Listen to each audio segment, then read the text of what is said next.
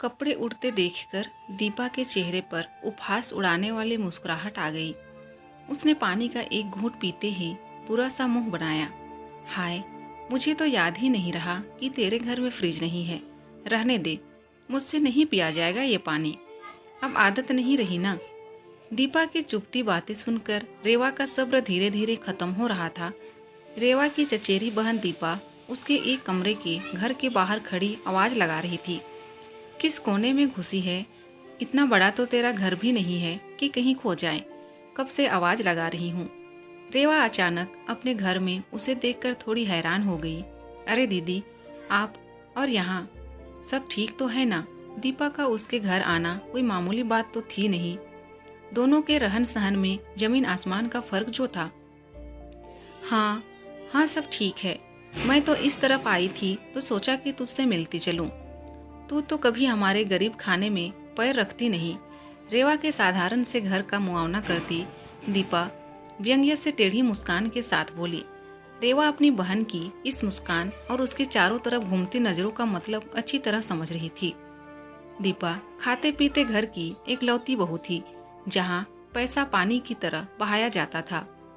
रेवा और दीपा दोनों का मायका निम्न मध्यम वर्गीय था, जहाँ पैसों की बहुत रेल पेल तो नहीं, पर 2 जून की रोटी का जुगाड़ आराम से होता था। दीपा के साथ उसके पति का ये दूसरा ब्याह था। उनकी पहली पत्नी कैंसर की मरीज होकर शादी के 3 साल के अंदर ही भगवान को प्यारी हो गई थी। उसी दिन से उन्हें धन संपत्ति से कुछ विरक्ति सी हो गई थी कि जो पैसा उनकी जान से प्यारी पत्नी को उनसे छीनने से ना बचा सका, उसका होना ना होना क्या मायने रखता है। दीपा के सपने बचपन से ही बड़े थे, जो युवावस्था तक आते आते जिद में बदल गए थे। उसे पता था कि उसके माता पिता को उसके लिए बड़ा घर नहीं मिल सकता है। इसलिए जब दूर के किसी रिश्तेदार ने दीपा के लिए ये रिश्ता सुझाया, तो दीपा ने तुरंत अपने माता पिता से इस रिश्ते के लिए हाँ कह दिया था। दूसरी ओर रेवा के घर की आर्थिक स्थिति बहुत अच्छी नहीं थी। उसने भाई के साथ काम करने वाले आयुष्मान के साथ प्रेम विवाह किया था, जिसमें उसके माता पिता की रजामंदी भी शामिल थी। वो जानते थे कि लड़का अच्छा और मेहनती है। छोटी सी नौकरी और ज्यादा तनख्वाह ना होने के बावजूद रेवा के माता पिता ने इस विवाह के लिए सहर्ष सहमति दे दी थी, क्योंकि उनका स्वयं का आर्थिक स्तर कोई बहुत ऊंचा नहीं था और वो समझते थे कि उनकी बेटी अपने भावी जीवन में भली प्रकार से सामंजस्य कर लेगी। परिवार के नाम पर आयुष्मान और उसकी बड़ी बहन थे। बहन विवाहित थी और अपनी गृहस्थी में व्यस्त थी। जब तक आयुष्मान अकेला था, तब तक तो हफ्ते 10 दिन में मायके आती थी, लेकिन उसके रेवा से ब्याह के बाद वो भी निश्चित हो गई कि अब भाई का घर भी बस गया। गाहे बगाहे आती भी तो बड़ी ननद का प्यार बरसाने के लिए, ना कि नुक्ताचीनी करने के लिए। हालत ने दोनों भाई बहनों को इतना परिपक्व तो कर ही दिया था कि उन्हें रिश्तों की कद्र थी। उनके जैसी रेवा जब उनके छोटे से परिवार में जुड़ गई, तो प्यार और अपनापन खुलकर बरसने लगा था। घर बेशक छोटा सा था, एक कमरे के साथ रसोई, जहां एक समय में केवल एक व्यक्ति ही खड़ा हो सकता था, लेकिन फिर भी रेवा का चेहरा शादी के बाद चमक उठा था। पानी तो पिला रेवू, बड़ी गर्मी है। अपने आप को साड़ी के पल्ले से हवा करती दीपा बोली। इस पर रेवा ने छत का पंखा तेज कर दिया। पंखे की तेज हवा से कपड़े के वो टुकड़े उड़ने लगे जिनसे रेवा पायदान सिल रही थी। पास की ही एक फैक्ट्री में रेवा पुराने कपड़ों से पायदान बनाकर बेचती थी। कपड़े फैक्ट्री वाले मुहैया कराते थे और घर बैठे रेवा को कुछ आमदनी हो जाती थी। कपड़े उड़ते देखकर दीपा के चेहरे पर उपहास उड़ाने वाली मुस्कुराहट आ गई। उसने पानी का एक घूंट पीते ही बुरा सा मुंह बनाया। हाय, मुझे तो याद ही नहीं रहा कि तेरे घर में फ्रिज नहीं है। रहने दे, मुझसे नहीं पिया जाएगा ये पानी। अब आदत नहीं रही ना। दीपा की चुपती बातें सुनकर रेवा का सब्र धीरे धीरे खत्म हो रहा था। मन किया कि कह दे, 22 साल तक घड़े का पानी पीने की आदत तो एक दिन में ही छूट गई थी आपकी। अब तो फिर भी 5 साल हो चुके हैं, पर बहन का लिहाज कर चुप रही। उसने औपचारिकतावश चाय के लिए पूछा, लेकिन जैसे ही उसे उम्मीद थी, दीपा ने मना कर दिया। रहने दे, इतने गर्मी में कौन चाय पिएगा? यहाँ एसी तो है नहीं, कैसे रहती है तू यहाँ? इस बार रेवा का सब्र जवाब दे गया और उसके मुंह से निकल ही गया, वैसे ही जैसे पहले आप भी रहती थी। तब की बात और थी रेवा, अब तो मैं 1 मिनट भी नहीं रह सकती एसी के बिना। फिर तो आपने यहाँ आकर गलती कर दी दीदी, क्योंकि एसी तो छोड़िए, मेरे घर में तो कूलर भी नहीं है। अरे तू तो नाराज हो गई रेवू, मैं तो तुझसे मिलने आई हूँ, तू कहे तो चली जाती हूँ। अपनी बड़ी बहन की बात सुनकर रेवा चुप लगा गई, पर अब वो मन ही मन सोच रही थी कि दीपा जल्दी यहाँ से चली जाए, वरना कहीं आयुष्मान के सामने कुछ कहेगी तो वो बर्दाश्त नहीं कर पाएगी। वैसे भी उसकी ट्यूशन क्लास का टाइम होने वाला था।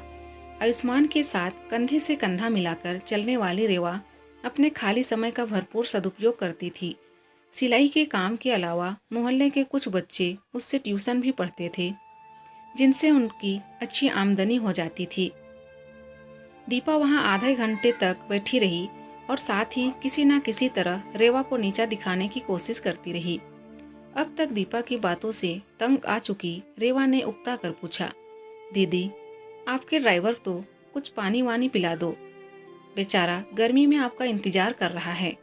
यह सुनते ही रेवा के पड़ोसी का लड़का, जो उसी समय चाय पत्ती मांगने आया था, बोल पड़ा, आंटी वो तो ऑटो में आई हैं। सुनकर रेवा ने आश्चर्य से बहन की तरफ देखा। दीपा के चेहरे का फीका पड़ चुका था रंग, कई बातों की चुगली कर गया, लेकिन वो खुद को संभाल कर बोली, नहीं, ड्राइवर को मैंने यह कहकर भेज दिया था कि पता नहीं मुझे कितना समय लगेगा। लेकिन आंटी मैंने तो आपको ऑटो से उतरते देखा था, लड़के ने फिर कहा। अपनी बहन की शर्मिंदगी को भांपते हुए रेवा ने लड़के को डांटा और अपना मुंह बंद रखने के लिए कहा, लेकिन वो समझ चुकी थी कि उसने अब तक जो कुछ भी सुना था वो सब सच था, कि उसकी बहन के ससुराल में पैसा बहुत है पर उसका कोई सम्मान नहीं है, वरना दीपा को झूठ बोलने की क्या आवश्यकता थी। यह जरूरी तो नहीं कि जिनके पास कारें हैं वे ऑटो में सफ़र नहीं कर सकते, लेकिन वास्तव में ईर्ष्या की मारी दीपा अपने मन की जलन को कम करने के लिए और रेवा को नीचा दिखाने के लिए आई थी, क्योंकि उसके अमीर ससुराल की सच्चाई तो उसके सामने शादी के चंद दिनों के बाद ही आ गई थी। अब तो उसे उन सुख सुविधाओं का भी लालच नहीं रह गया था जिनका नाम लेकर वो रेवा का मजाक बनाने का प्रयास कर रही थी। वैसे भी उसे कहीं भी आने जाने के लिए गाड़ी लेकर जाने की इजाज़त नहीं थी, क्योंकि अपने पति की नज़रों में वो ऐसी औरत थी जो सिर्फ पैसे की लालसा में उससे शादी करने को राजी हो गई थी। दीपा इसे नकार भी नहीं सकती थी, क्योंकि सच भी तो यही था, वो केवल अपने सास ससुर की सेवा करने के लिए लाई गई बाई थी। पति के प्यार के लिए तो वो आज भी तरस रही थी। दीपा को यह भी पता था कि रेवा का पति उसके पैरों तले फूल बिछाता था, और वो यही देखने के लिए आई थी कि कोई बिना पैसे के इतना खुश कैसे रह सकता है। शर्मसार होकर दीपा घर जाने के लिए उठी ही थी कि रेवा का पति आयुष्मान घर आ पहुंचा। घर में घुसते ही उसने रेवा को पुकारा, देखो क्या बनवाया है तुम्हारे लिए। मशीन चलाते समय कंधा दुखने लगा था ना, मशीन के पैर लाया हूँ और साथ में मोटर भी, अब तुम्हें सिलाई करने में आसानी होगी। बात हुए आयुष्मान ने दीपा को देखा तो झेप गया, माफ़ कीजिएगा दीदी, आपको देखा नहीं मैंने, वो बोल रहा था, लेकिन दीपा का सारा ध्यान उस मोटर और मशीन के पैरों पर था। दीपा के घर के भारी भरकम सजावटी सामान की तुलना में ये दोनों चीज़ें बहुत मामूली पर फिर भी अनमोल थी, क्योंकि इसमें रेवा के पति का प्यार छिपा हुआ था। नम आंखें लिए दीपा बिना एक शब्द बोले रेवा के घर से निकल गई। बहन के दर्द को महसूस करती रेवा दयनीय दृष्टि से दीपा को जाते हुए देख रही थी। कोई कुछ नहीं बोला था, पर फिर भी हर कोई यह समझ गया था कि खुशी को पैसे से नहीं खरीदा जा सकता है। ये तो पति पत्नी का आपसी प्यार और सम्मान है, जो दिलों में खुशी की रोशनी फैलाता है।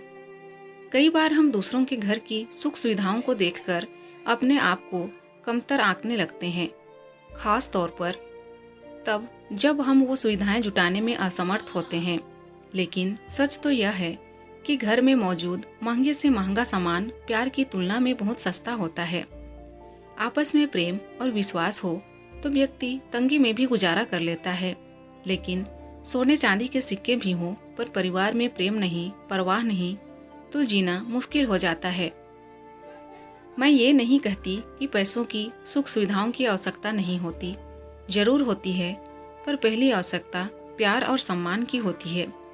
सुख सुविधाएं तो इंसान अपनी हिम्मत के बल पर जुटा ही सकता है।